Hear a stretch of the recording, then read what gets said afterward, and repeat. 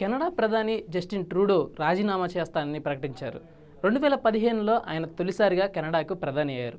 ఇప్పుడు 2025 గత 10 ఏళ్లుగా ఆయన కెనడాకు ప్రధానిగా వ్యవహరిస్తున్నారు. దేశీయంగా అంతర్జాతీయంగా కెనడా అభివృద్ధిలో ఆయన చాలా కీలక పాత్ర పోషించారు. అయితే ఇటీవల నెలకొన్న రాజకీయ పరిస్థితుల కారణంగా ఆయన రాజీనామా చేయాలని ప్రకటించారు. దీంతో పాటు లిబరల్ పార్టీ సభ్యత్వానికి కూడా ఆయన రాజీనామా చేయనున్నట్లు ప్రకటించేశారు.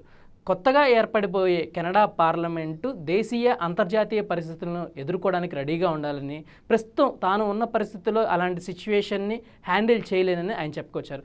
ఈ విషయాన్ని తను రాజీనామా చేయాలనుకున్న విషయాన్ని తొలిసారి తన కుటుంబ సభ్యులకు చెప్పానని, అయితే వాళ్ళు కూడా షాక్కు గురయ్యారని చెప్పారు.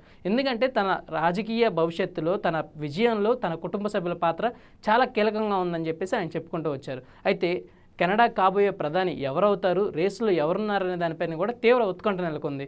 ఇటీవల కెనడాకి డిప్యూటీ పీఎంగా, ఫైనాన్షియల్ మినిస్టర్గా పనిచేసిన క్రిస్టియా పేరు ఒకటి వినిపిస్తున్న నేపథ్యంలో, దాంతోపాటు సెంట్రల్ బ్యాంక్కి పనిచేసిన మార్క్ పేరు కూడా వినిపిస్తూ ఉంది. సో వీరిద్దరిలో లిబరల్ పార్టీ ఎవరిని రిఫర్ చేస్తుంది, లేదంటే వీరిద్దరు కాకుండా కొత్త వారికి అవకాశం ఇస్తుందా అనేది చూడాలి.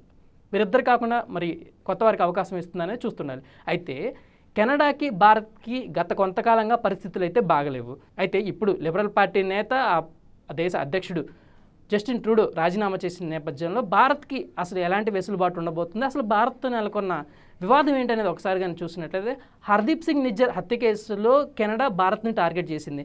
భారత్ రాయబారులు ఇక్కడ ఉండి అతన్ని చంపారనేసి కెనడా ప్రెసిడెంట్ అయితే చెప్పడం జరిగింది. అయితే భారత్ కూడా దీన్ని తీవ్రంగా ఖండించింది. ఎందుకంటే ఆయన భారత్ని కౌంటర్ చేయడానికి కారణం ఏంటంటే, కెనడా జనాభాలో 2.1% మంది సిక్కులు ఉన్నారు.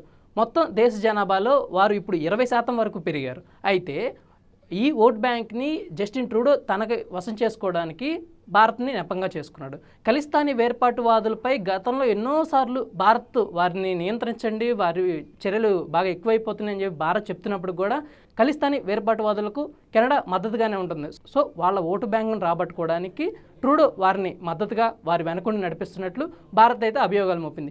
ఈ నేపథ్యంలోనే రెండు దేశాల మధ్య చిలికి గాలివాన నేపథ్యంలో రెండు దేశాలు తమ రాయబారులని ఆయా దేశాల నుంచి ఉపసంహరించుకున్నాయి. వీటితో పాటుగా రెండు దేశాల మధ్య ఆర్థికంగా నెలకొన్న విషయాలు కానీ, లేదంటే రాజకీయంగా నెలకొన్న విషయాల మధ్య కానీ మొత్తానికి అన్నీ కటీఫ్ అయిపోయాయి. సో ఇప్పుడు ట్రూడో దిగిపోయి కొత్త ప్రెసిడెంట్ ఎవరైతే రాబోతున్నారో వారి ద్వారా కెనడాకి, భారత్కి మధ్య సత్సంబంధాలు మెరుగుపడే అవకాశంతో పాటు ఇప్పటికే అక్కడికి వెళ్ళి చదువుకుంటున్న వారు కానీ, ఉద్యోగాల మీద వెళ్ళిన వారికి కానీ వెసులుబాటు ఉండేలా భారత్ అయితే చర్యలకు ఉపక్రమిస్తుంది.